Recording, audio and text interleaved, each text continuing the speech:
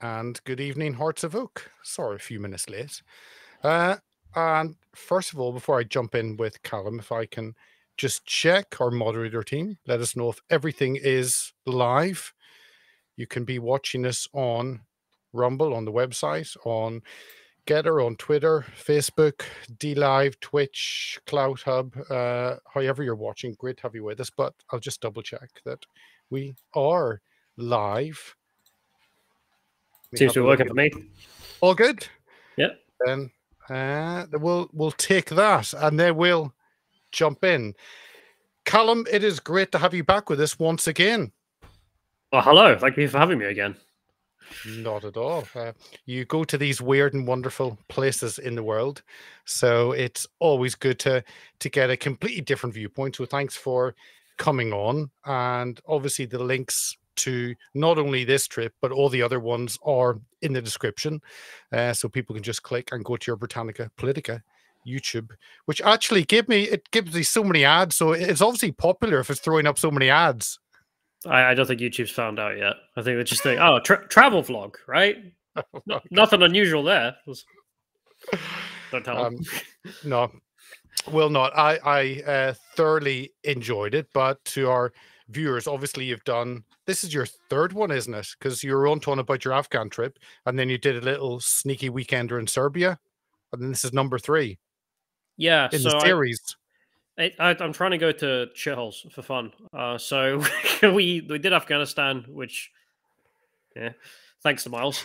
Then when we went to Serbia, I mean, the main thing there wasn't, I mean, it was Serbian culture and whatnot, but also we went to go meet the migrants. So loads of Afghans and whatnot that come up through Serbia. That's one of the main routes because they're not in the EU.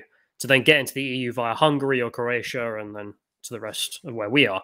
So we went and interviewed those guys, and those guys are just not great. I'll be honest. Was not filled with confidence meeting those people because they have no interest in us. They have no interest in anything to do with the West. It's literally just Gibbs.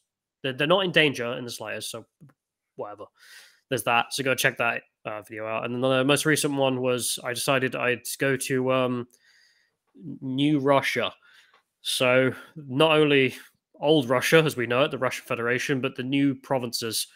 So I went down to Luhansk and saw what life was like there at the moment. Well, let's get into all this. This is an Englishman in Russia, and not some of your others. Again, the links for those documentaries there in the description. But I guess Russia's easier to get into than Afghanistan, but maybe more difficult than Serbia. So it's kind of in the middle. I mean, what do you define by more difficult? I suppose. Well, it's probably slightly more difficult. Maybe there aren't as big a range of flights, and then you still have to go and pay for your visa. So, I mean, you just go to Serbia. I've been to Serbia quite a few times, and you can drive there. So it's actually kind of more accessible, I guess. But you got there, your hotel. I love the way you what was it? Big ass bed, very nice. Big ass TV, very nice. Carpet, very nice. I love the surprise at seeing carpet, but it was a decent hotel. It was a very nice carpet. I'll be honest. I wouldn't have mentioned it if it was. So I was walking around on my feet, and I was like, "Oh, this is great." Like, just to have such a high quality. Who cares? Carpet, right? You just leave it, you forget it for 10 years, turns into a piece of crap. No one ever replaces it. No, this has been replaced recently by the feel of it. But the getting into part. When I went to Afghanistan. Yep. You pay for the visa, you pay for the flight, whatever. I think it was, what was it? 30 hours or something of flights. So that was pain. But like going through security, you turn up, fill in some form, no one reads it, no one interviews you. What are you going to do? Make the place worse? Good luck. But Russia right now, of course, they're taking their security extremely, extremely seriously for the understandable reason. So I got taken to a separate room after my passport just failed to scan. Okay. They take the passport off you. You're then looking around and you notice that the only people with you are a bunch of people from like Egypt and then some Ukrainians. This is going to be fun. Then they move you to another room where you just get told to sit and wait. How long? 4 hours later. I've been here for 4 hours. What's going on? Wait. Thanks. Cool. Everyone around you by that point, the Ukrainians have left. They're fine. You're still there with all the Egyptians. And then eventually you get dragged into a third room where you just have to get, I don't know if the word is interrogated, but they want to know everything about your life. And a mate of mine who's also British, who was only visiting Russia, not the new regions, he had the same experience. So apparently this is for, if not EU citizens, at least all UK citizens, which is you get enhanced security, which is they check your phone, they check what you got in your bag, they ask you what you're doing, who you know, they call them up, ask them why the hell you're here, they want to know where your parents live, the whole shebang. So yeah, I mean that's worse than the Taliban, but you know, it's understandable. Taliban is up there. Hey, I'm sorry. DJQ says Zelensky green question mark. So is that a Zelensky t-shirt you have? No, I got this before him. He's stealing my look, if anything. He's dead. Victoria Willing there says McDuck is tasty. We'll get onto that in a bit. But one of the big things obviously is cash. So you were showing your hoards of cash on your desk when you got to the hotel. Obviously, cash is the only way. I mean, tell us what that was like. Yeah, so for the Russians, people seem to think, so I had all the cash and people thought that everyone just uses cash there. No. So as soon as we kicked them off the payment system in the West, they just logged onto a new one. To the card, it all works. It's fine. And everything they pay with is card. I saw very few people carrying cash. The only people it affects are us. So when we turn up as foreigners, we have to bring piles of cash now because you won't have a card that works. And if you think, oh, I'll just open a Russian bank and put money in there and then use a card, yeah, you can, but it's not the easiest thing in the world. And also, I don't know, do you really want to go through that rigmarole? It's easy just to carry the cash. So, yeah, if you're going to go, definitely take US dollars. That's the best thing. The other thing is euros. I tried some British pounds. No bank in all of Moscow would accept my British pounds. So I tried like 5. What was it like? I remember when I was living in Bulgaria and I could open up a bank account and it had to be US dollar. So whenever you went to get money, you'd queue up. The 20 years ago, didn't have ATM. You queue up, you'd eventually get your dollars. You join another queue, and then that would give you a slip to exchange it into leva, and then you join the third queue, and that would give you leva. As about 45 minutes. But how do you just go in and you had to show ID and exchange your money? You don't even need ID. You just turn up to an exchange place. Here's a bunch of dollars.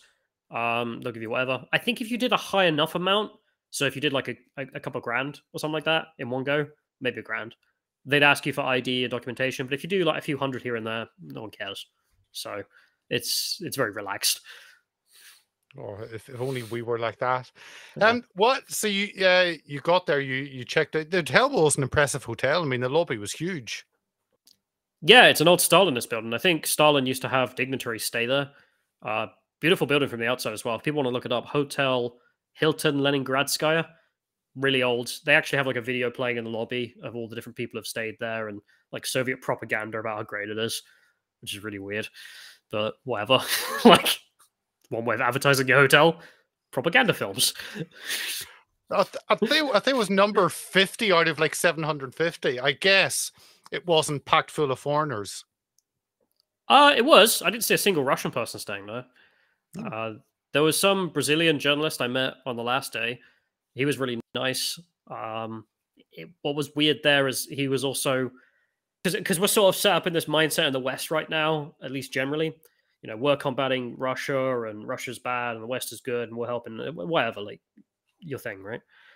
But when you speak to someone from Brazil or the world that's just away from this dichotomy, I just didn't give a crap. I was talking to him. He was like, "Yeah, I just don't care. I'm just here to cover a story about this, that, or the other Russian-Brazilian trade relations." But when it came to the conflict, he was just like, "Who wins wins. Not interested."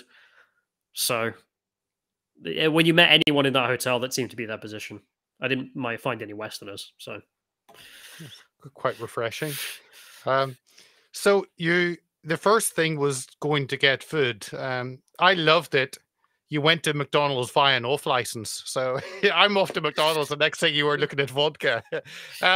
So you seem to be more interested in getting your, don't know, vodka fitting in Russia than getting your Big Mac. Yeah, but the vodka's €2. Sorry, $2, not €2. A bowl. You know how you go to the checkout in this country and you'll see like a bunch of confectionery. They just have crates of different kinds of vodka, all for $2. So I mean, if you just pop in home, I mean, why not get a bottle while you're driving? I don't know. It works. I mean, I don't know if it works, but it's how they live. Well, they do survive on vodka. The Balkans survive on brandy, and I guess the Russians on vodka. Yeah. But tell us about food. Whenever you did get food, it was Subway. That's not really Russian cuisine, is it? No, I get criticized in a few comments with people, like in Afghanistan, people were like, "Why didn't you eat Afghan food?" I do. It's just not very interesting. I didn't find when looking through the footage. You know, it was me staring at a bunch of borscht or pelemi, which is like pierogies. But I don't know. It just like it's all nice. I don't really have anything insightful to say about it other than it's nice. So it just seems like a bit of a waste of time because you don't know what it is. You don't have the flavor in your mouth, right? But if I could tell you about their version of Subway or McDonald's, you know what that tastes like. You've got a reference point. So I just felt it was a bit more interesting. But some people saying in the chat, Freddos are a safe bet. They always are. Still looking for that. No, I'm Freddos. It was Kit Kats. I think it was Cadbury buttons, the caramel ones and the plain ones, and some other stuff I gave away. I only filmed the buttons. I'm actually thinking of reaching out. I mentioned that I want to get sponsored by Cadbury. Why not? It'll be funny as hell for them. We got nothing going on. You want to go to the middle of nowhere and sell Cadbury to random village people? Sure. Like, you know, look, on this trip, I actually saw you eating more than I've ever seen you eat in my whole life. I think every next clip was you eating somewhere. Hey, boys, go eat. Another thing that struck me was the architecture, the buildings. They look quite impressive when you think of England and lots of things being knocked down and built up. You kind of think Russia as well, it'll be communist, it'll be massive concrete blocks, which you kind of get over all different parts of Eastern Europe. But it seemed to have a beautiful architecture, beautiful buildings. I think you commented on that. Yeah, I mean, there's a couple of aspects there. So once you get into the more rural parts of Russia, so Moscow and St. Petersburg are the classic, like, amazing cities. Westerners go there for a couple of days and that's their experience, which is fine, and they're the most astounding places. And like the Stalinist architecture, for all the bastard things that Stalin did, his Stalinist architecture is really good. The metro is unbelievable in the sense of how beautiful it is. People big it up a lot, and I always thought maybe it's overrated. I've been there before this trip, but still, it's every time I go back, I'm like, that's gold. I hate going to London and seeing the comparison. Like the Elizabeth line opened earlier in London, and people raving about it. Looks like shit. Sorry to swear, but it is awful. Just modernist nonsense that will look terrible in 10 years. Everything in the Moscow metro looks like that 5-star hotel, but underground. It's amazing how good that stuff is. But once you do get out into... So I went to Rostov in the south, which is a fairly big city. Or some of the places around there, Novoshansky or Kimishkish or whatever the hell it was called, the one in the middle. And then Luhansk. You get the commie blocks. Commie blocks are still a thing, but you do get the occasional building that they've just redone, and it looks like something from the Romanov eras. So they seem to be having the same sort of transition that maybe you've seen in Hungary or I saw in Serbia, where they've got the old buildings, they were run down, and now they're building them back up. So the entire Slavic world seems to be experiencing that, as well as the Hungarians, which is nice. And we don't have it. Yeah, same Bulgaria. Yeah, you get them all being put back together and rebuilt and remembering their history after trying to forget about the communist past or life before then. They're trying to find it again. And of course, flags. One other thing I noticed, lots of Russian flags and of course communist paraphernalia, but the two flags that we're missing, which I think are our national flags, are LGBT flag and Ukraine flag. And it was quite nice. Those didn't exist there. Yeah, I mean, there certainly weren't any Ukrainian flags. That's what is funny about all that is that you see, I mean, I don't not understand the reasons as to why, but in Ukraine, you've seen endless videos of them smashing up statues or anything that was Russian or represents the Soviet Union or anything like that. Some of them are understandable, where it's like, Lenin, screw that guy. Stalin, screw that guy. Whatever, right? But then they started smashing up like Russian authors. Some of them were even like half Ukrainian. It all just, I think it seems like people in Ukraine have been a bit caught up in that. I don't know. But in Moscow and Rostov, from what I saw, there's loads of Ukrainian writer statues or, the Hotel Ukraina, things like this. They've not got rid of anything Ukrainian because, of course, they don't really seem to think they're going to destroy Ukraine as a thing or the Ukrainian language. So, but they're not, you could argue, being invaded and therefore have this massive Ukraine phobia or something. So there's that argument for sure. As for the LGBT flags, yeah, none. Didn't see any BLM flags either. Now I think about it. But that, I mean, that's part of what I certainly like about Russia. And generally, when you look at a lot of the Eastern European countries, that they have pride in their identity, they have confidence in their identity. And in the West, we've lost that. So for all of kind of big bear Russia, and for it can seem like an aggressor maybe to some of the smaller countries, actually, at least it has pride in its identity. Absolutely. I mean, that is one of the things people get confused about. There's some aspect of the right, specifically the right I'm going to talk about here, who get a bit obsessed with Russia. Many of them have never been and never going to be going there, so it's a bit strange from those folks because they kind of get caught up in the propaganda, I find. But from those who have been, everyone can appreciate it. And it's not just Russia. You find this in Poland. You find this in probably Bulgaria and etc. An acceptance of patriotism, an acceptance of, look, this is where I'm born. It's my land. That's why it's good. Not because I'm better than everyone else, but because it's mine. Which we don't in the West. We actively suppress that. It's embarrassing that we do so. And when it comes to the homosexual stuff as well, my understanding is that in Russia, it's not a crime to be gay. If you want to be gay, that's fine. If you have a boyfriend or a girlfriend, I don't know how accepting Russian culture is of that being public, but I know that the most recent thing I saw in terms of legality, just if anyone's gay and visiting, planning on visit, I don't think you'll have a problem as long as there's no public displays of affection, I imagine. Like, I don't know, that's say most traditionalist places, put politely. But when it comes to the legal side, the only thing they have is that they banned, firstly, it was LGBT propaganda aimed at children. That was banned. Come on. Very Hungarian. Ron DeSantis would probably approve of that original law, which was look, you can't have this stuff aimed at kids. If it's a kids program, if it's aimed at 18 or below, you can't do that. If you're aiming a program at 18 or above, do whatever you want. Who gives a crap? I think whilst I was there, they expanded the law now to include 18 and above, which of course is far more controversial and far less about let's say freedom in that regard. But that is what it says, and that's one of the things about this sort of traveling. I don't want to pass too much of a judgment on the places I'm going because I'm just trying to tell you what's there. I ain't living there, so I'm not going to sit around and tell you how they should change their laws because it's foreign land. We have no influence. What would be the point? I barely have any influence in my own country, so it's that. But I guess that's similar to that stance in Russia. It actually similar to Serbia and certainly similar to Afghanistan. So I think that's what ties those three countries together. Maybe. I understand it's a bit more weird because they don't really have any pride in being Afghan in that same way that the Serbs, the Russians do in being Serbian and Russian. Yeah, but I'm thinking of the LGBT stuff. Oh yeah, well they're all certainly on that train. I think the Afghans are in that competition though, because Allahu Akbar. Yeah, Allah doesn't do the LGBT stuff very well. So no. Yes.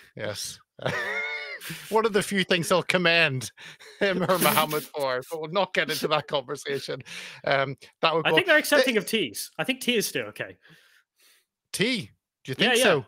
So in Iran, for example, tea is okay because if you're found being homosexual in Iran, there is a Quranic solution, which is that clearly this man is not a homosexual man because that would be a crime against nature according to the Quran. So in fact, he is transgender. He was a woman the whole time, therefore it's not gay. Okay. So you either accept that bargain and go through the surgery or get killed. So that's the tragedy of being homosexual in Iran. But it does mean that transgender acceptance is a thing. So yeah, I don't know if that's your world, silver lining. I don't know what I'm talking about. As if I'm advertising to the transgender adventure brigade out there. Anyway, moving off. What the metro? Had you? How much of the metro did you use? Because as you said, the pictures I've seen, how impressive it is, and you had a little clip of it. But did you go on it? Obviously, you didn't. Well, you got told off for filming on it. Yeah, I don't know if that's. It's a really weird place for filming in that sense. So I've never seen this in any Slavic country except Russia. Russia seems to still have. It was explained to me. So, for example, if you get on a train in Russia, let's avoid the metro first. You have to present your passport. You have to go through airport style security, and then you get on the train. You can't just tap and walk in. No, they're very serious about that. I thought this was because of counterterrorism. I was told the reason for this, and also the fact that the people checking your papers all have these communist style hats with communist logos on still, is because under the Soviet Union, of course. You mean like this? Yeah, exactly like that. I could have given that to you to keep warm because you kept getting cold. Well, I would have looked like a police officer and got arrested. So, but no, they got these railway workers. There was no freedom of movement in Soviet Union. You have to have papers to be able to move to the next town or whatever. I was told, at least at one point. So that system is still there for the trains. So when you go on the metro, same thing. You walk into the metro and there's metal detectors. And if you're holding a bag, 9 times out of 10, someone will shout at you in Russian. You freak out. And then they just take your bag, shove it in a metal detector. Nothing, gets scanned. There's no bombs. They just give it back to you. Bugger off. And then there's some lady at the escalators who's just like on her phone on every escalator. I don't know why she's there. Just pointless. But there's like security everywhere, so you don't know what you can and can't film. But then I tried to film too close to the tracks, and then 3 guys came over and all started shouting at me. And I was just like, sorry, not Russian. Leave me alone. How visible was your filming? I always found it's better to be, if you're ever going to travel to somewhere strange and film, do it publicly. If you're seen trying to secretly film, that's way worse. Because you can explain, oh, sorry, I'm a stupid foreigner from the foreigner land. Yeah. And in any culture, they'll be like, yeah, whatever, just bugger off.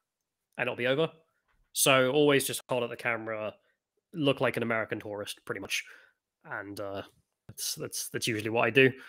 The only exemptions to that is probably when I was in Taliban land and we try and maybe not attract the black market. Yeah, I mean, you don't really want to attract that attention, so the only exemption. What was it? Did people look at you cynically or with suspicion? Because obviously, someone from the West must be coming to put something out negative about Russia. Was that part of it? Because you said you had to wait 4 hours to get in. Is that a kind of thinking behind a lot of the maybe suspicion of the West? To be honest, maybe this is just me being lucky.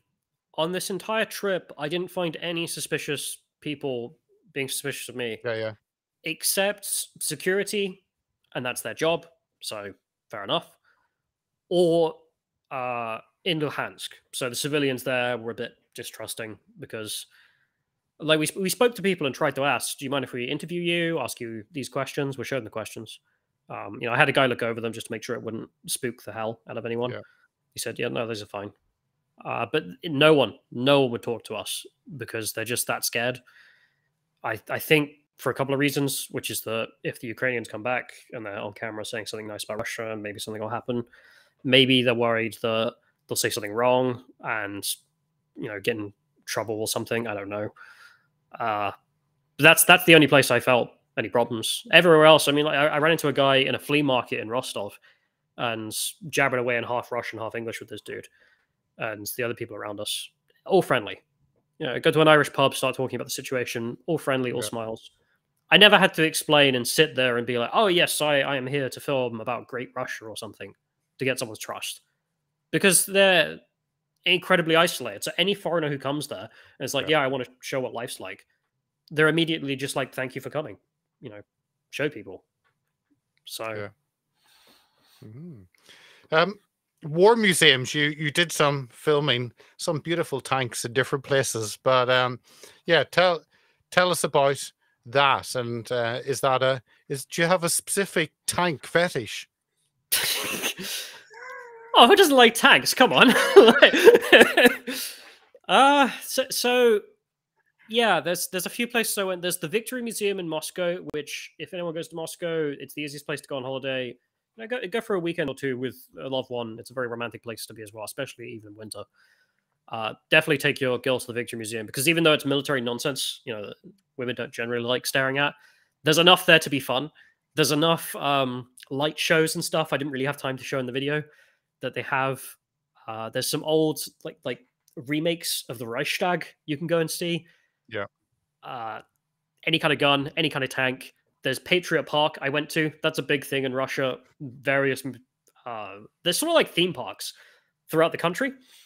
And it's just piles of every weapon you could think of, every tank, every plane, railway tanks, or railway guns. I don't know what they're called. It's like a railway car, right? But covered in artillery and anti-tank guns and machine guns. The idea is you drive the train into the town and shoot it up. I don't remember that on Thomas the Tank Engine. No, but there should have been. A Russian Thomas the Tank Engine is a whole other thing. But you can also shoot any gun you want there. I chose the Mosin. I was kind of annoyed because we just didn't have the time on the way back out. I had to leave because of time. But I'd love to go back to Patriot Park because it was 500 rubles for like 100 rounds or something on an LMG. I had loads of money left though because I just hadn't spent it. I wish I'd just gone back to Patriot Park and be like, for 30 minutes straight, because that's just fun. So yeah, if you like shooting, that's easy too. I can't remember, you went with someone there, or did you just turn up as a foreigner saying I'd like to shoot things? So the trip was a bit weird. I knew a couple of people in Russia from a previous trip, so I met them in Moscow. I met friends of friends of friends. Yeah, your network very quickly expands once you just ask, hey, do you know anyone who's around tomorrow?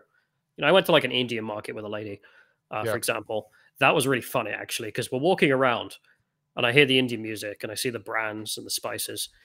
I was instantly transported back to the UK. You get what I mean? Yeah. Which was so weird because she didn't get it either. She was like, what do you mean it's like the UK? I'm like, you don't know. You just don't know. So that was fun. So you start meeting friends like that, and then when I got on a train, I was going to go meet someone else. So I had someone with me at any given time. Some people seem to think that someone was chaperoning me, like it's the Soviet Union. I can't transmit enough how much things have changed since the Soviet Union. Yeah. It's not like that at all. Even when I went to Luhansk, the Russian soldier guy I had with me, he was only with me like half the time. And even when he was with me, he didn't even know what he was getting in for, frankly. I decided where we wanted to go. I decided what we were going to see, who we were going to talk to, what we're doing today.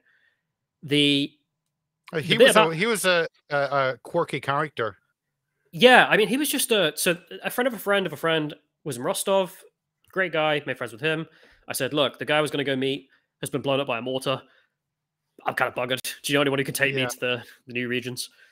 And he says, I have a friend. Introduced me to Evgeny.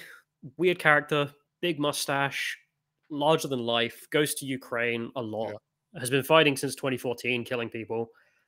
He did mention to me at one point, apparently he fought in Syria, which, okay. Because he talks a lot about Wagner. I never really got to the question about whether or not he worked for Wagner, but whatever. Fit as a fiddle. Clearly does a lot of stuff. He's out there right now. He's upgraded his Telegram. He's out, fighting today, I think. But he seemed to just be some guy because he agreed to take me. And then when we got to the border, it was like, don't speak about this, don't speak about that. And I'm like, brother, you don't know what you're getting in for. Because, of course, we get taken to additional security. And he's like, oh, with 10 minutes. I'm like, no, it's not going to be 10 minutes. We get stuck for 4 hours talking to Russian border guard, then military intelligence, and then even more, who are just like, who the hell are you? And then when we're going around Luhansk, everything's fine. He knows everyone there. He's been fighting, and he used to live in Luhansk for years. That's the thing about all the nationalists, the people who are fighting there. They've all got massive connections to Ukraine, like family connections. This is a real family thing for them. It's not some group of guys who have no connection to the land. All their family live there, or their grandparents live there, or something. Then, so that's fine.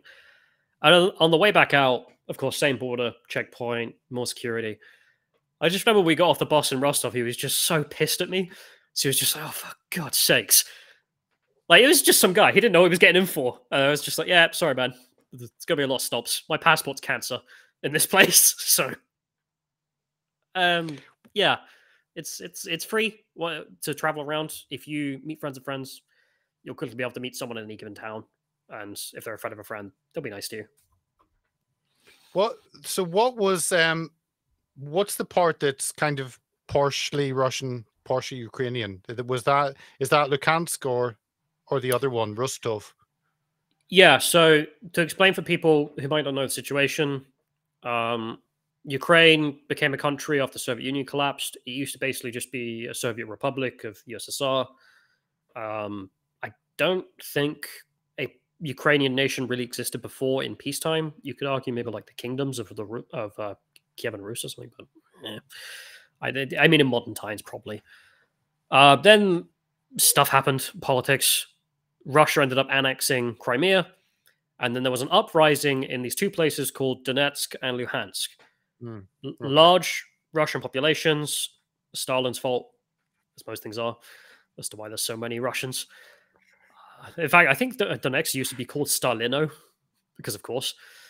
Wow. These people rose up. They've been fighting an insurgency for years with help from Moscow.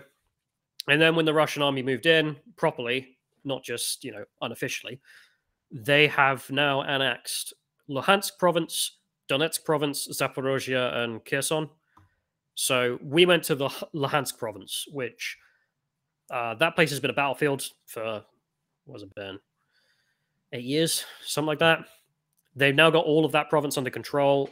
We didn't feel any active threat. There was no range for artillery to kill us. There was range for missiles to kill us or airstrikes. So, and you can see bullet holes in all the buildings. Much of the building's been blown up. But as for what it is, it's according to the Ukrainians, their land, all of it. According to the Russians, they've annexed it, belongs to them now. And according to the people who live there, from what I saw, I didn't see anyone Ukrainian. I didn't see, anything that made me think Ukraine. Everything there made me think of Russia. The flags, the people, the food, the apartments. The place used to be a large Russian area, even when it was part of Ukraine. And since the uprising 8 years ago, and then ever since, anyone who is pro-Ukraine has probably left. I've read multiple stories online of people used to live in these places. More Donetsk, the stories I've read, but same thing will be happening in Luhansk. If you were pro-Ukrainian or a young person who's Ukrainian or any of that sort, you've probably gone. Why would you have stayed? In which case, the result, I imagine if they did do a census, even if it's done by the UN, run by Canadians or Bangladeshis, there's no interest. The demographics of that place have probably hugely changed. So that's an argument for claiming the land, obviously. I did hear a story from a Russian lady who works for a Western organization in Moscow, so she's got access to both sides. One of the things the Ukrainian government's doing is near the front line. If there's Ukrainians living there, they desperately want the Ukrainians to continue living there. Okay. Because if the Ukrainians leave, that's yet more territory that has a huge deficit of Ukrainians versus Russians. So whenever some kind of peace deal ends up coming, you've got less of an argument. And the Russians are playing the same game. Don't get me wrong. But it's just funny to me how, when it comes down to it, everyone understands the claim of a land is just having your people there. And from what I saw in Luhansk, I didn't see anything Ukrainian. So I But know there are going to be Ukrainians that don't like that, but it's just that's how it is, man. I hadn't worked out actually before watching your video, because in the middle you kind of look at the geopolitics of the area, but I actually didn't realize that Ukraine was only a province of Russia, because other countries like Bulgaria have got a 1,000-year history, and other countries had to fight, and there was I think Slovenia had like a 3-week battle with the USSR to actually gain their freedom as a country, but Ukraine existed as a province, as opposed to a separate country. So it is quite different, Ukraine, when you look at the other kind of satellite states, the USSR. Yeah, I mean it's really interesting actually, because so Ukraine was basically a province of the Russian Empire, nothing special. And then when that collapsed and you get Soviet Union, most of it was in the Soviet Union. Yeah. Sure, it was made into a Soviet republic. This is mostly just PR. Anyone looking at the history can tell that. But it's an integral part of the Soviet Union. It's not flourishing in that way or independent in that way that Bulgaria or any of the satellites are. And since independence in the 90s, that's when you really start to get this.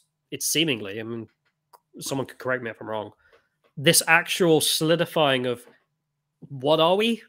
Yeah. And seeing, because I mean, that's where you get the changes of, okay, no, we should be focusing on the Ukrainian language, not this bilingual state, this hyper focus and celebration specifically of Ukrainian culture to make it aware in people's minds. One of the great conversations I had was with a guy in a bar in Rostov. Half of his family are Ukrainian, living around that region. Again, everyone you goddamn meet in this area, there's cross-border families. No one's some kind of rabid nationalist just for their side. It's not like I'm Bosnian, I'm Croatian or something. There's no crossover. No, there's massive crossover in ethnic terms. But he mentioned that he used to go on holiday to Ukraine all the time. And he had gone in like the 2000s. Everything was cool. Meet anyone you want, no problem. And then around about sort of 2014 and there throughout, he started just getting random hostility from people he's on holiday with. As if, he'd like murdered 14 Ukrainian babies or something. Like he would be talking to them in Russian. They're talking Russian to him because they think he's from Ukrainian Russian province. And then they find out he was from the Russian Federation. And they just stop talking to him and then start talking Ukrainian and refuse to use the Russian language. So what the hell was that about? And then ever since this guy was mentioning, he's been on so many more holidays, even before the special operation. And it just got worse and worse and worse. I still haven't been to Ukraine. I'd love to go if it's safe. I think I don't know how badly some people might take the video I made there, but I'm happy to show the Ukrainian side as well. I'm not got a problem with that. But my best guess from what I can see and what I heard is that the Ukrainian identity and Ukrainian culture really is something new in historical terms in the way it is now. And that proper split of we're nothing to do with Russia is very new. So, yeah. What was it like when you were getting the bus down to Luhansk? Because you're kind of thinking, well, I'm going to somewhere which is on the edge of a war zone that's disputed territory. Were you slightly apprehensive going down there? So when we got on the bus from Rostov, you then get to the old border, and that's what the border checkpoint is. About hour 3.5 into that checkpoint, I did honestly sit there and think, what am I doing in my life? Why don't I just stay home? Why don't I just play video games? Who cares? Yeah. Oh, God. Because you don't know, maybe the phone call gets made and the guy at the top just goes, arrest him. Fuck him. Like, who is this? Yeah. Thankfully, it got to someone and they just said yes. Don't know who. Thanks, bro. And then when you get on the bus to the war zone, honestly, I felt great. Don't know if there's something wrong with me, but there's something about I was the same with Afghanistan. I don't know how to put this into words properly. Maybe you've had this in like Eastern Europe when it was less lawful as well. There's something about those kind of places where everything's a bit serious in the regard of like only serious things matter. Life or death matters. Whether or not you've got a vaccine passport, it's like the stupidest question you could ever ask. That kind of environment. I love it. Because it doesn't feel like you're being controlled anymore, even though everything around you is men with guns, army soldiers, people who could probably kill you if they had no reason to, but just felt like it. It still feels freer in that way. Am I making any kind of sense? Well, I think the seriousness comes the serious comes from that life can be harder in those places. And I Yeah. think in the West, we have entertained ourselves to death, where there actually life is, you're right, more serious, where here life is what you want to watch on YouTube that evening or that day. It's, or how many likes you have for something. It's, life is reduced down to that trivialness, where there it is life and death. It is more serious. It's way more real, and you Yeah. actually care about like what you're going to eat tonight, for Yeah. example. Such a mundane thing, but like I genuinely was thinking about, oh god, what are we going to have for dinner? And so the kind of stress you get from that is almost rewarding in a way. I was trying to have this conversation today about like the acceptance of corruption and why it makes life better. I don't mean bribery, but I was thinking about it some more. So when I got on the plane from Afghanistan on the way back, I get to this front of the queue. Blah blah blah blah blah. Sorry, mate, I don't speak Pashtun English. Oh, no problem, sir. And then they take my bag, they're wrapping it up, and then the guy says, "Vaccine passport, sir." I ain't got a vaccine. You didn't need a vaccine to get into Afghanistan. So I look at him and just go, "I ain't got one." And he looks at me in like utter confusion, like he's never had Yeah. this before. Gets his supervisor up. The supervisor just looks at him, just annoyed, and just goes, walks off. And the guy just goes, "Oh, bugger off." Just lets me through. When like someone who's getting paid minimum wage turns down the stupid, pointless laws that we all know are stupid and pointless, Yeah. it's just a much better life. If he was checking the bag and said, "Did you put a bomb there?" and I said, "Well, yeah, but I want to blow up the plane," he obviously would have arrested me on the spot. He doesn't not care about serious things, but when it comes to stupid stuff like your vaccine passport, no one gives a crap, and they shouldn't give a crap in that country. But you do that in the West. Like, it's still illegal for me to go to the United States because of the vaccine stuff. Yeah. If I get that, some TSA agent is going to be like, "We haven't got it. You've got to go back." Yeah. Bro, what the hell do you care? You're getting paid minimum wage to work in the TSA. You give a crap about the vaccine? No. Like, you shouldn't, for Christ's sake. And we had that in the UK as well. It's not even that rare to us. Remember when Boris was caught with his pants Yeah. down, he was having parties, and the Yeah. day after, none of those rules applied anymore. Security guards didn't bother trying to stop people for not wearing masks. Nobody gave a crap. We had that culture for a day there. That's what I mean. The fact that those petty laws mean nothing.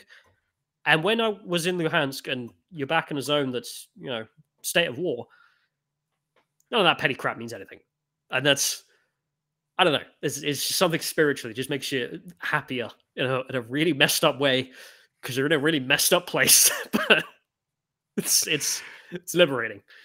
Well, it's when I last time was flying from Bulgaria, and you had to wear masks. Must be last summer, and everyone had to wear a mask. You wear a mask. They all get on the plane, and as soon as they're sitting down, they all just drop it down to their chin. Literally, all the Bulgarians. And here, people would have it up over their nose. Here, of course, you've got the air stewardesses checking people. I know I've got friends, air stewardesses, and they said they spent all their time checking masks.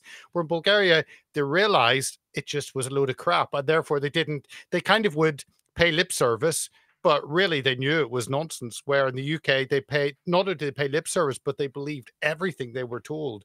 And it's that ability to think for yourselves, and it's quite weird when you come from the West. And so that's what I noticed. I guess you notice that as well, that they just don't fit in and don't accept things just because you're told them. Yeah, I mean, like a chap in the chat is mentioning anarchism. It's not anarchism. Like it was the same thing with Afghanistan and Luhansk. There is utter security in your position. No one's gonna kill you for no reason. If you're blaspheme or something in Afghanistan, you're bugged. But don't do that. If there's an ISIS terrorist in Afghanistan, there's Taliban every 100 meters with guns. That dude's dead before he gets to you. In Luhansk, there are tanks and army soldiers everywhere. Someone tries to start something, they're getting arrested or shot immediately. You couldn't feel safer in terms of like, no one's going to stab me. It's not like you're in Birmingham. There's none of that. Personal threat. But the actual rules of life matter again. The things the state are doing is actually something you can respect. Security. That's the number one concern. That's what's actually going on.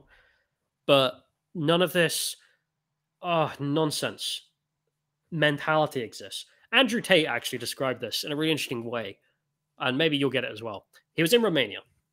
He walks into the gas station, and the Romanian guy goes, "Oh, you need a mask," and he just no, sorry, I told the story wrong. He's in the UK, goes to a gas station. The guy says, you Yep. need a mask. He's like, bro, I filled up the car. Here's the money. He says, no, you need to wear a mask before I can make you pay. He's like, if you take the money or I'm leaving with the gas for free, I'm not putting on a mask. What are you talking about? The dude starts losing it and is like, no, you have to wear a mask or I can't take your money. You need to... Bro, you're getting paid minimum wage to work in a gas station. What the hell do you care? Like, if Shell have this policy of you worst... You think the CEO of Shell gives a crap if the new customer walking in is wearing a mask when he pays for the... No, nobody cares. This rule is meaningless. Everyone in the room knows it.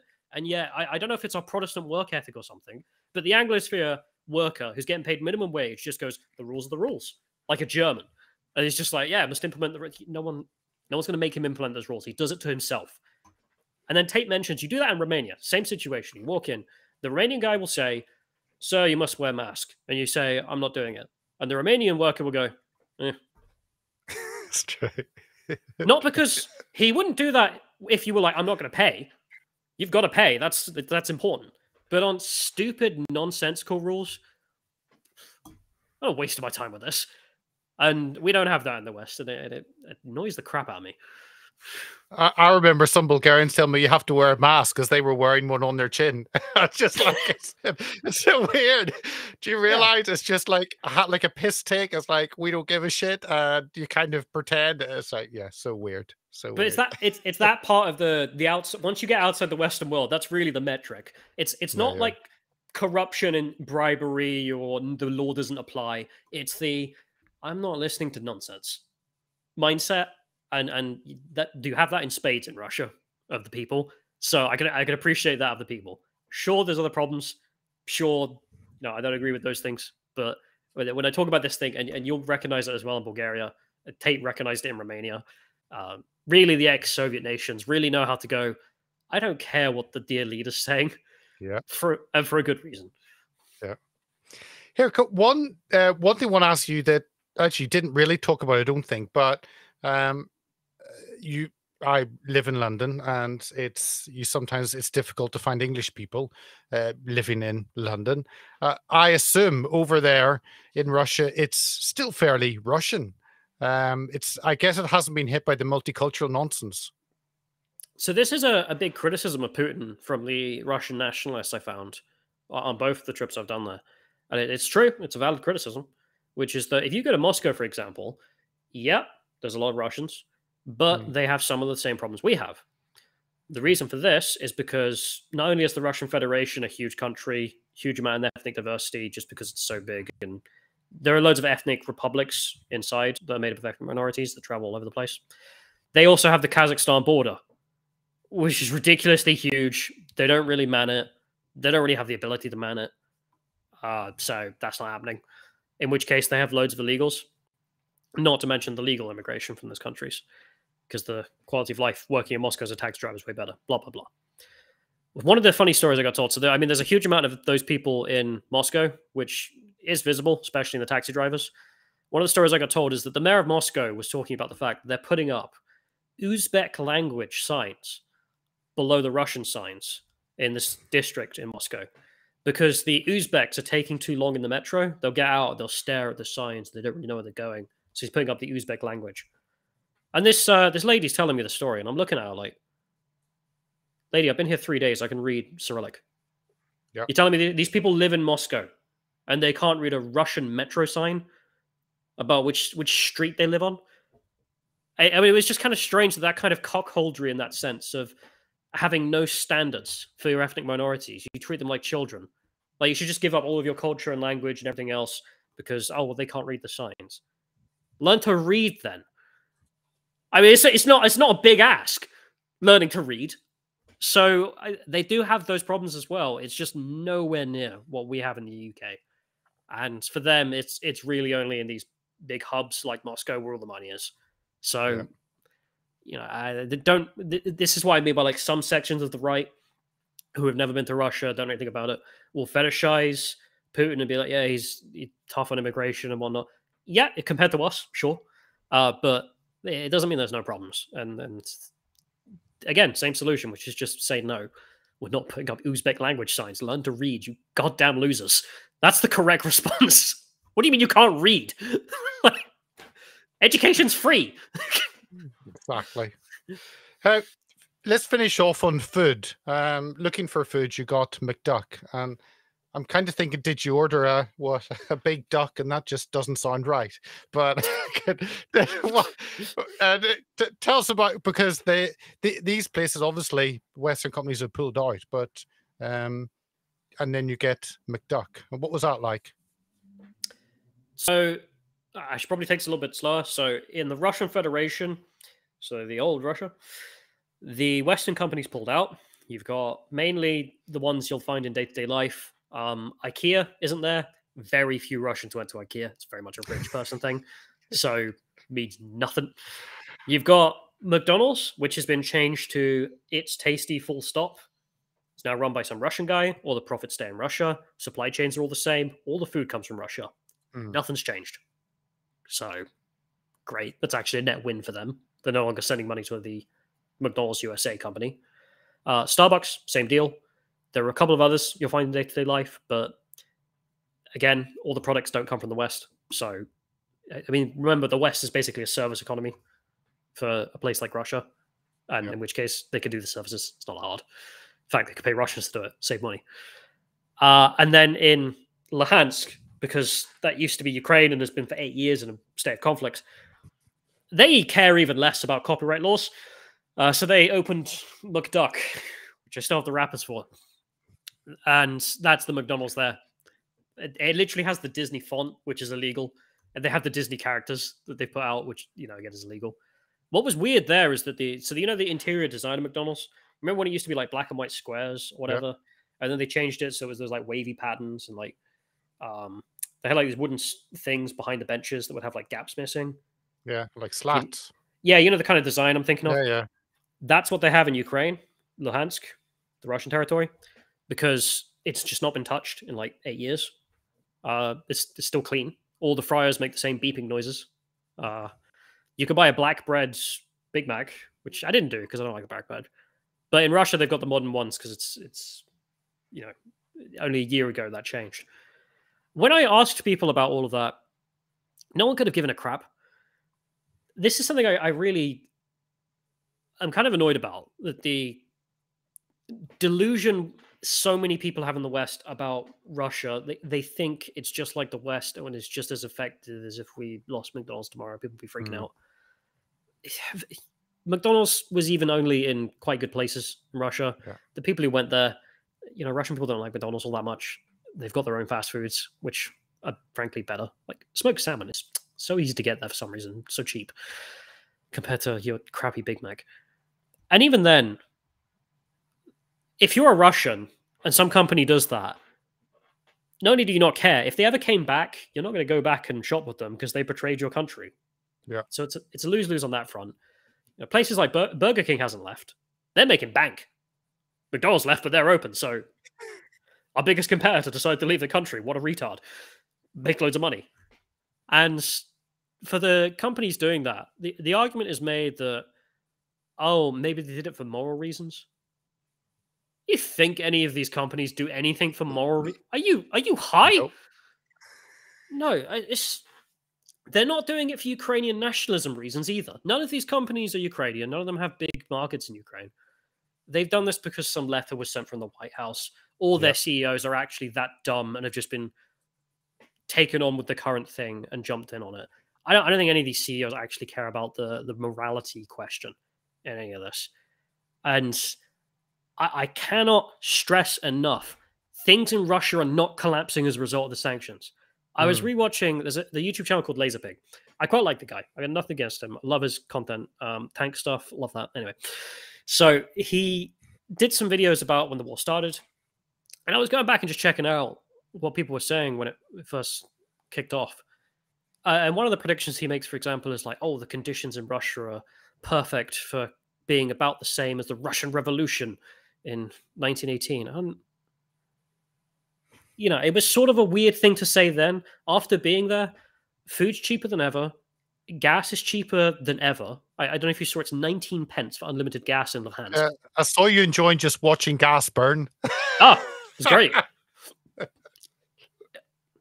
Life could not be more normal. I met people who were anti-Putin as well. I met people who were anti-special operation, anti-war, all of that. And I asked them, what's changed then for you? Because, I mean, you're not going to tell me everything's fine because you're some Russian nationalist who just is sitting there writing Zs on everything you find. And they just, all of them, without fault, were just like, well, not really anything. The only lady I could find who told me anything changed was she worked in selling high-tech equipment. So like high-tech cameras or high-tech computer systems, right? And she said, so I asked her, well, okay, that must have been blocked off now because those companies aren't doing it in Russia. And she said, no. I said, what do you mean? Is it, well, they fly to Kazakhstan and then the plane flies to Moscow. So the worst thing that's happened to them on a human level is like really high tech stuff is up 20% in cost. And only rich people were buying that anyway. So they don't give a crap. Yeah. And like when I went to the GUM, the GYM, the richest place, the Harrods of Russia, and all the Western stores have a little sign that's saying down due to technical issues. They're all still paying rent. They all still have equipment. They all still have the lights on in those stores. They are just waiting for the right time to reopen those stores. They do not want to give up those spots. They make mad money on those things in normal circumstances. And those companies, again, if you're rich and you want to buy Louis Vuitton and you're Putin's mistress, easily done. Kazakhstan exists. We'll fly it in, darling. It really kind of hurts me that it seems to have done so little, not because I necessarily want Russians to suffer or something, but just because I am being endlessly propagandized in the West with, trust me, nothing is being done. The average life of an average Russian has not been affected at all. The rich Russians, not affected at all. If someone wants to make an argument about like their banking industry has taken a hit and maybe there's some long-term effects there, you can argue. Sure, I don't know anything about that, so I'm not going to speak on it. But if someone wants to think that the average life is about to make the Russian population rise up and overthrow them, you're not living in reality. Come back down, okay? For them, life is more normal than it's ever been. Something weird's happening in our country to do with war. Okay, I'm Russian. That happens every 20 years. It's not new. Yeah. So here, while our fuel bills have quadrupled, actually, we're still winning, even though families' finances are decimated. It's a weird winning. Very weird. I actually played a game with everyone I met, even the border guards. Which so I messaged a mate of mine. I was like, "So what's the average gas bill?" Because I only have electricity in my apartment here, and he's a landlord, so he's got a few apartments and friends. So he told me, "Okay, so there's this lady who pays this much. That's about average right now." And so I convert it into rubles and show everyone same reaction every single time. Seriousno? Da, serious. Yes, true. Oh. And then they'd ask me how much does an average English person make? Convert it back into rubles. It's not enough for them to think that's normal. Because they were like, you pay this much of your salary goes on just gas. There are so many people in this part of the civilization who I found are still deluded into thinking that they're living some cold, miserable hell, and we're the ones who are doing just a little bit rough around the winter. No, man, we're really suffering, and they're not noticing it. That's the truth of the matter. You can be mad about that. You can wish it was the opposite. It's not. Just final thought is that where you talked about they don't survive on McDonald's. It's not a big thing if they lose these brands. I think a sign that the West has collapsed is people sitting at home being able to order a McDonald's to come to your home. It's just literally bonkers that actually our populations in the West are living on McDonald's. Just a sad state of affairs. You can get it on it with a bike directly to your front door. What am I? And you said salmon, maybe? No. Let's go for a Big Mac and fries. Okay. I'm imagining you looking out the window, seeing Deliveroo, and just be like, "This is the end of the West. It's over." Because I eat a lot of McDonald's. I happen to have a McDonald's like right next to my apartment. So, pro tip: double cheeseburger, small fries, £3. Best cost for money you can get. And I quite like the concept. It's a very capitalistic mindset. Maximize calories, lowest cost, all that stuff. Gets the rightest part of my capitalist brain excited. I know a friend who used to work at McDonald's, and he loved like the calculation of how quickly you could wrap stuff would save this many pennies and all that nonsense. But if you're really deluded enough to think like without McDonald's, Russia is finished, or Saudi Arabia is finished, or China's finished, or some other country you don't like. Number one, yeah, I mean you're high. Number two, what happens when Burger King stays? That's right, nothing. Nothing happens, and we really seem to have a lot less power than we think we do. The idea that Western sanctions will really cripple the enemy in North Korea, yeah. In Iran, apparently it had some large effect. In a place like Russia that has all the damn resources, it couldn't mean less. Like, we've got all the stuff. It's just the services we don't have. You know, there's high-level things, but if you've already set them up for them, okay, copy-paste. Copyright, what's that? Yeah, and of course they still have access to the Chinese market. So well, Britain says they're not buying or whatever. That's okay. We'll just go to China. It's like, you guys don't make anything anymore. Like the world really has changed about who makes things, who's important in that dynamic, and we mentally haven't caught up to that. We aren't leveraging what we have, and instead thinking, oh, we can make them suffer with this, and it just doesn't work. Callum, thank you for coming on and sharing your thoughts. I don't know whether an African shithole country is going to be next on your list. I mean, if you have any recommendations, I have got. I did get recommended Zimbabwe. I was thinking about turning up in a Rhodesian light infantry uniform. I just go and see what's left of Rhodesia. But I called a mate who used to be there. He's like, "Yeah, they'll probably kill you." I was like, maybe not then." Well, I look the guy you met, the weird guy, this dancing guy, the mustache guy, the some undercover terrorist guy. Evgeny. No. He's like a soldier / soldier of fortune. I don't know. I was just thinking whether Lotus Eaters would have paid your ransom. I could see this going horribly wrong. Originally he didn't ask for any money either. He was just like, "Yeah, I'll do it for free." And by the time I'd ruined his week, I was just like, "Yeah, here's 100 quid. Sorry." So, happy. Callum, no, thanks for joining us, and our viewers and listeners, obviously, Britannica Politica. You can find the videos. They're in the description. However you're watching, the links should be in there, or if you're listening on Podbean or any podcasting apps, the links are also there. So, Callum, thank you once again for joining us. Thanks so much for having me. I'll come around next time I go to some hellhole. No, you didn't bring. Oh, sorry, you didn't bring any AK-47s back or T-shirts. No. I got some Hello Kitty T-shirts actually. Maybe I should sell stuff. I've got loads of Russian merch. Hello Kitty. Yeah. Well, I don't know how much of that I could say. So I've got all the Russian stuff still. I've got some merch. Go to my Twitter page. There's a full list there of the things: Afghan, Serbian, and Russian stuff. If it has a quote tweet selling sold out, it's sold out. If it don't, I probably got it. Message me on Twitter or Subscribestar. If you want to support me, subscribe to Subscribestar. But the Hello Kitty shirts. So guy knew an Afghan. I said to him, look, bring them to the UK. I'll come pick them up. He did that. Bad news. He's gone bye-bye now. So the shirts I have are the last shirts I'm ever getting. So limited supply. All your friends keep dying in these places. It's weird. Well, I mean, it's not Miami. That is true. That is true. Give us your handle again on Twitter. I think it's at a CAD secretary. It's called Callum. There's a picture of me with Luhansk sign behind me and a couple of Russian soldiers off to kill people. Who knows? So and people can click on the Subscribestar there, and they can actually support your extensive travels. Yeah. Again, if you go to the YouTube channel, you'll find these things fairly easily around there somewhere. Okay, perfect. Well, on that, I'll say goodbye to our viewers, and we'll see you on Saturday with David Vance and his week's review of the news. So thank you very much for tuning in, for watching. Have a good rest of your Thursday, and we'll see you back on Saturday. So thank you very much, and good night to you all.